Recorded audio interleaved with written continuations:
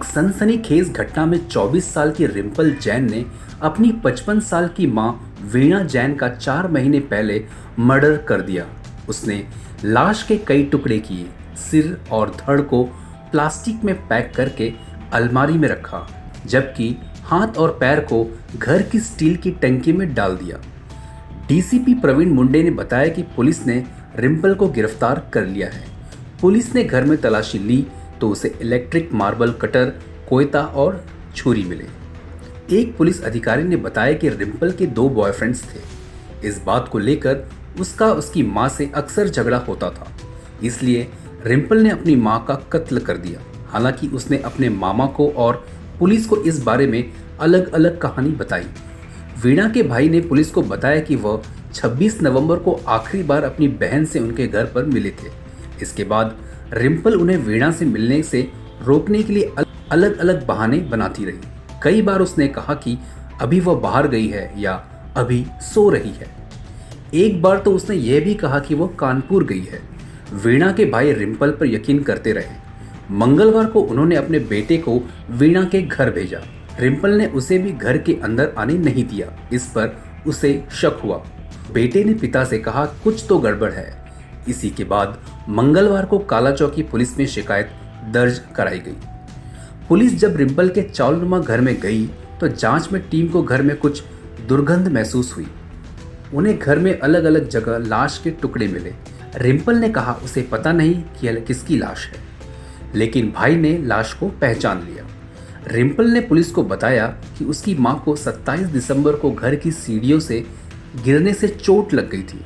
तब 2 लोगों ने मां को ऊपर पहले माले पर पहुंचाने में मदद की थी।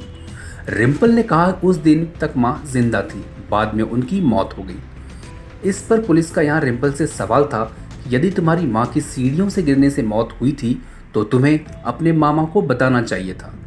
पुलिस इस एंगल से भी जांच कर रही है कि क्या वीणा के कत्ल में उसके एक या दोनों बॉयफ्रेंड्स ने उसकी मदद की है।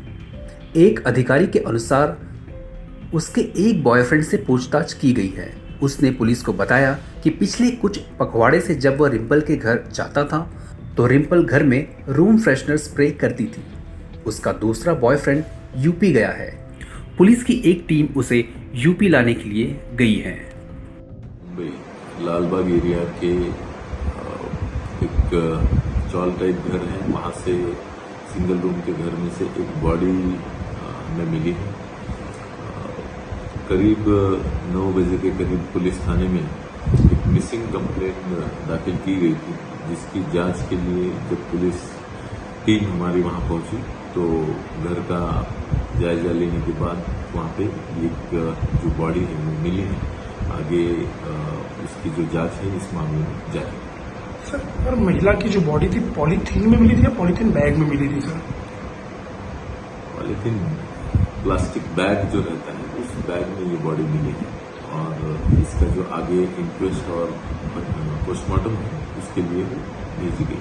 जानकारी मिल रही है कि इस मामले में उनके बेटे को डिटेन किया गया है, हिरासत में लिया गया है। इस बारे में आगे ये किसने किया, कैसे किया, ये जो है वो एफआईआर दाखिल होने की प्रक्रिया चल रही है और आगे इसमें इन्वेस्टिगेशन होगी जिसमें ये सब बातें समझ में आएगी। जिसमें बॉडी मिली उसमें उनकी बेटी भी उस घर में मौजूद थी। हाँ, ये बेटी उस जो है वो लड़की उनके साथ ही उसी घर में रह रही थी, ये बात सच है। माझी मुंबई माझं घर Kings my home science Sonapatti इथे सुरू आहे। सर्वसामान्यांच्या खिशाला परवडणारी घरे आजच बुक करा। आज नाही तर कधीच नाही। 41 लाखांपासून 64 लाखांपर्यंत सर्व करा सहित।